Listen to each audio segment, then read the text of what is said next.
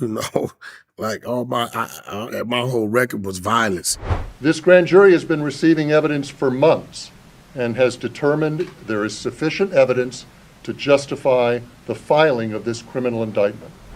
You know, like my whole record was violence, this grand jury has been receiving evidence for months and has determined there is sufficient evidence to justify the filing of this criminal indictment. You won't believe what's happening in the world of hip-hop drama. Keith D, the man tied to the infamous assassination of Shakur, is back in the spotlight. And it's messier than ever. Rumor has it Wack 100 tried to bail him out with money that's as shady as that gets. Think substance deals and tax evasion, and that's just the beginning. Word on the street is that Wack might be on the run after a shocking arrest warrant was issued. Is he dodging the law, or is there more to this twisted tale? Stick around to uncover all the jaw-dropping details and the explosive jail calls that have everyone talking. This is one video you don't want to miss as the story unfolds. The drama surrounding Keith D's involvement in Shakur's assassination continues to captivate the public's attention. Keith D, whose real name is Dwayne Davis, found himself back in the spotlight after being indicted for orchestrating the infamous drive-by shooting that took the life of the legendary rapper in 1996. Well, it's a cold case. It's been lingering for 27 Well, it's a cold case. It's been lingering for 27 years. For years, fans and law enforcement alike have been chasing the truth behind Shakur's assassination. In Keith D's own words, have seemingly provided the missing pieces. The self-proclaimed shot caller of the Southside Crips has never shied away from discussing his alleged role in the crime, whether in his memoir Compton Street Legend or in various interviews. It has taken countless hours. It has taken countless hours, really decades, of work by the men and women of our homicide section to get to where we are today. Really decades of work by the men and women of our homicide section to get to where we are today. Interestingly enough, it was Keith D's own admissions that ultimately led to his downfall. Retired LAPD detective Greg Kading, who had long been involved in the case, pointed out that Davis essentially self-snitched his way into an arrest. He seemed to think he had some type of immunity. Kading noted, but that was not the case. He kept talking and talking, providing all the evidence we needed to secure a prosecution. The grand jury indicted Davis, and he now faces charges of assassination with a deadly weapon, coupled with a sentencing enhancement for gang activity. In a shocking twist, Wack 100, a well-known figure in the hip-hop industry, attempted to post bail for KD. Wack 100, whose real name is Cash Jones, has a reputation for stirring controversy and making bold moves. Got a bail he's supposed to be. Keith D got a bail. He's supposed to be home. That's up to law He's supposed to be enforcement. home in the next month. I've been thinking about going to bail him out. You gonna bail out Keith D? Yeah, it's only $75,000. Home that's supposed to be home in the next. I've been thinking about going to belly mouth. You going to bail out Key? Yeah, it's only $75,000. His involvement in this case is no exception. Jones appeared in court ready to post a substantial portion of the $750,000 bail set for Davis. However, the judge and prosecutors were quick to question the legitimacy of the funds. Could it be that Wack 100 was using money from shady dealings? That day I went on the run for the first time and got my first job in the game, which I wasn't selling. I got fired. My brother fired me. Possibly linked to substance deals. Tax evasion to bail out Davis. That day I went on the run for the first time and got my first job in the game, which I wasn't selling. I got fired. My brother fired me. The court skepticism only grew as prosecutors played a jailhouse phone call between Davis and Wack 100. In the call, Jones proposed creating a television series about Davis's life, including episodes detailing his role in Shakur's assassination.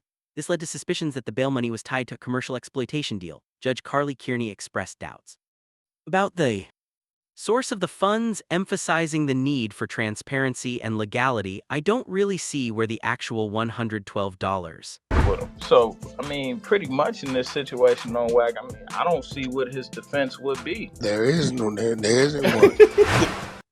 500 came from with what's been provided. She argued this scrutiny led to the revocation of the bail offer, leaving Keith D's fate hanging in the balance. So I mean, pretty much in this situation on WAG, I don't see what his defense would be. There isn't one. What no one expected was the subsequent investigation into Wack 100 himself. The judge ordered a deeper look into where Jones got the money, suspecting illicit sources. This led to an arrest warrant being issued for Wack 100, sending shock waves through the hip-hop community.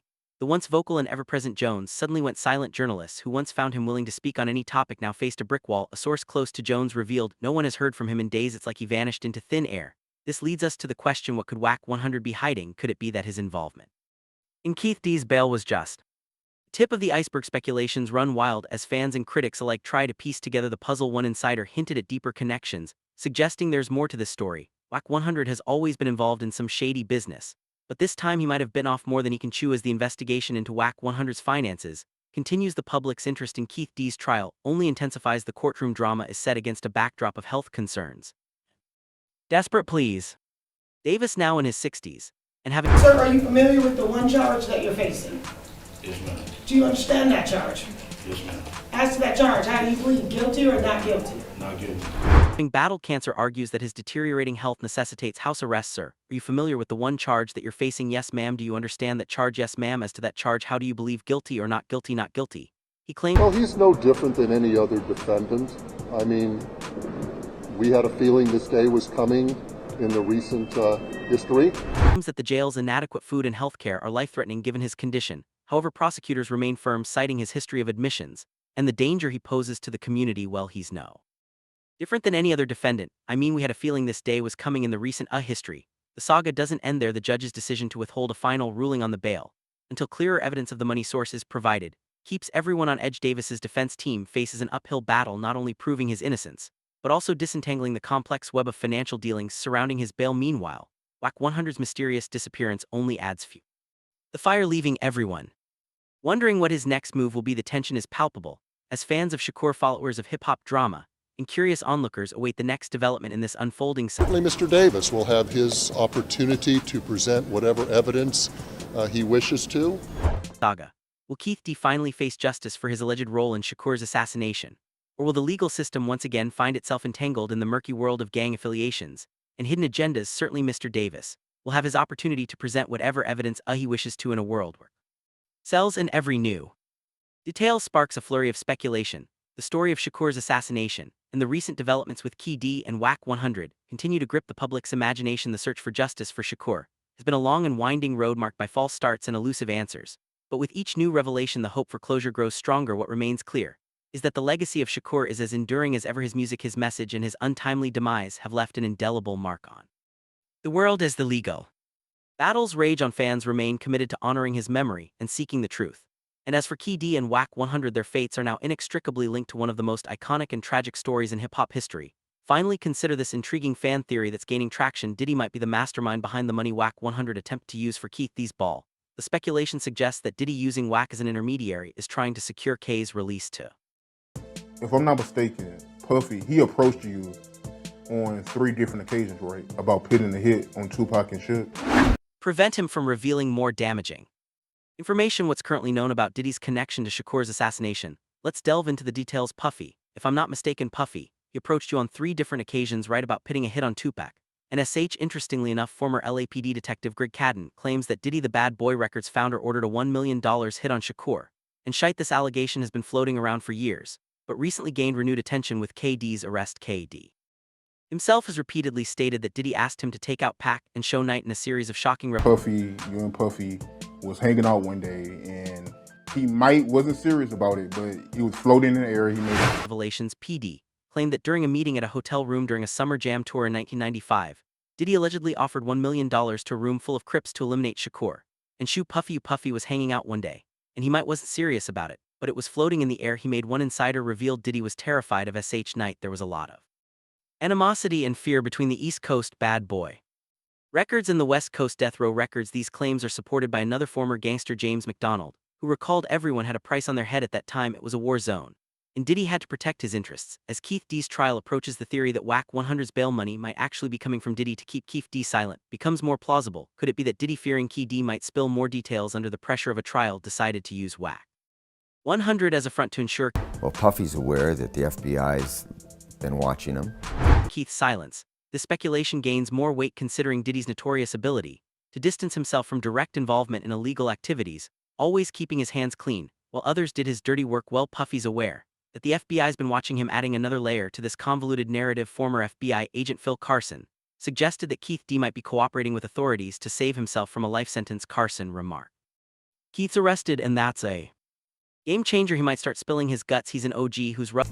That this is the end of the Diddy story as we know it. Rubbed shoulders with big shots. Every one of those guys has stories about how the streets were run back then. Could Keith D be ready to reveal everything about Diddy's alleged involvement to cut a deal with the prosecution that this is the end of the Diddy story? As we know it, further complicating matters, recent trafficking raids on Diddy's mansions have sparked rumors of a broader conspiracy. Some believe these raids might be linked to his past crimes, including the assassination of Shakur, an insider. Alleged other people carried out acts for him. And he kept his hands clean with these raids. Questions arise as the law finally catching up with Diddy. Are these trafficking accusations just the tip of the iceberg in uncovering Diddy's criminal empire? Key D's accusations against Diddy are not new. In his book Compton Street Legend, and Key D detailed a conversation where Diddy allegedly said, "I have a oopal of problems I need to be handled, big CEO shite." And Shakur Keith D claimed he responded, "That's not a problem, we can make that happen." The former gangster detailed account of this conversation paints a chilling picture of the link. If I wouldn't have never met him, I wouldn't have never been involved in this. You know what I'm saying? This conversation paints a chilling picture of the lengths to which Diddy was willing to go to protect his empire and eliminate threats. "If I wouldn't have never met him, I would have never been involved in this." You know what I'm saying? The tangled web of deception, fear, and assassination continues to unravel, with fans and the public anxiously waiting the next twist in this gripping story. As more details emerge, the hope for justice for Shakur seems within reach.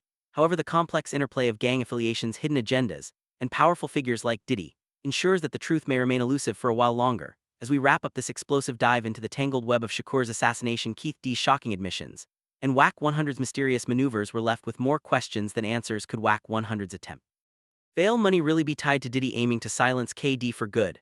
And what secrets might Wack 100 himself be hiding as he seemingly vanishes from the public eye? We want to hear your thoughts. Do you think Diddy has a deeper involvement in Shakur's demise than previously believed? Leave your comments below. And don't forget to like and subscribe for more updates on this unfolding saga. Until next time, stay tuned and keep questioning.